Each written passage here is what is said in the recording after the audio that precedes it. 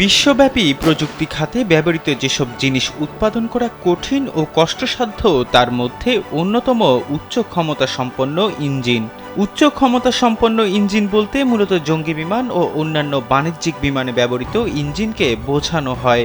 সাধারণত স্থল, আকাশ বা জলপথে যেসব শক্তিশালী যান চলাচল করে তাতে যেসব ইঞ্জিন ব্যবহার করা হয় সেগুলো 1000 হর্স পাওয়ারের হয়ে থাকে। বিশেষভাবে বলতে গেলে F-16 জঙ্গি বিমান, বোয়িং 737 ও সেনাবাহিনীর গোলন্দাজ বিভাগের ব্যবহৃত হাউটজাইরে ব্যবহার করা হয় 1000 হর্স পাওয়ারের ইঞ্জিন। প্রযুক্তির এই খাতে এবার নজরকাড়া সাফল্য দেখিয়েছে তুরস্ক। এর মধ্যে পশ্চিমা নির্ভরশীলতা কমিয়ে বেশ কয়েকটি ইঞ্জিন উৎপাদন করতে সক্ষম হয়েছে দেশটি। বলা হয়ে থাকে উড়োজাহাজের ইঞ্জিন তৈরি করা একটি পরমাণু বোমা তৈরির চেয়েও কঠিন বিষয়।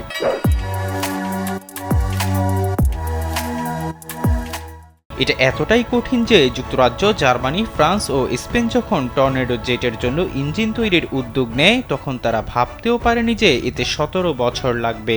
বর্তমানে যুক্তরাষ্ট্র, যুক্তরাজ্য, রাশিয়া ও ফ্রান্স এককভাবে জেট ইঞ্জিন তৈরি করতে পারে।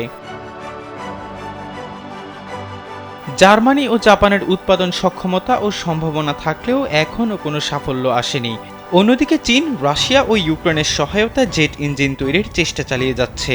ভারত এ চেষ্টা করে ব্যর্থ হয়ে তা বাদ দেয়। তবে তুরস্কের প্রতিরক্ষা শিল্প ইঞ্জিন তৈরিতে নিরলস প্রচেষ্টা চালিয়ে যাচ্ছে। বর্তমানে এই চেষ্টার অংশ হিসেবে বেশ কয়েকটি ইঞ্জিন তৈরি করেছে তুরস্ক। এছাড়াও আরও বিভিন্ন ধরনের ইঞ্জিন উন্নয়ন ও পরীক্ষার জন্য অপেক্ষমান রয়েছে। বর্তমানে তুর্কি প্রতিরক্ষা শিল্পের হাতে থাকা ইঞ্জিনগুলো হলো বিএমসি পাওয়ারের তৈরি 400 হর্স পাওয়ারের টুনা। এগুলো বিভিন্ন সাজোয়া যানে ব্যবহৃত হয়ে থাকে। এছাড়া তুর্কি অ্যারোস্পেসের তৈরি PD-170 ইঞ্জিন ব্যবহৃত হচ্ছে আনকা, আকসুনগুর ও বাইরাক্তার TB3 ড্রোনে। একই কোম্পানির তৈরি PG-50 ইঞ্জিন ব্যবহৃত হচ্ছে কার্গি ড্রোনে। তুরস্কের কালে আর্কি কোম্পানির তৈরি KTZ-3200 ইঞ্জিন ব্যবহৃত হচ্ছে অ্যাটমাকা ও SOM ক্ষেপণাস্ত্রে। একই কোম্পানির তৈরি KTZ-1750 ইঞ্জিন ব্যবহৃত হচ্ছে চাকির ক্ষেপণাস্ত্রে। কালে আর্গে কোম্পানির তৈরি আরেকটি ইঞ্জিন KTZ-3700 ব্যবহৃত হচ্ছে কারা অ্যাটমাকা ক্ষেপণাস্ত্রে। পাকিস্তান এরই মধ্যে এই ইঞ্জিন পাওয়ার ইচ্ছা প্রকাশ করেছে। তুর্কি অ্যারোস্পেসের তৈরি TS-1400 ইঞ্জিন সম্প্রতি তুরস্কের গোকবে হেলিকপ্টারে ব্যবহার করা হয়েছে। এছাড়াও এই ইঞ্জিন সম্প্রতি তুরস্কের তৈরি অ্যাটাক হেলিকপ্টারেও ব্যবহার করা হয়েছে।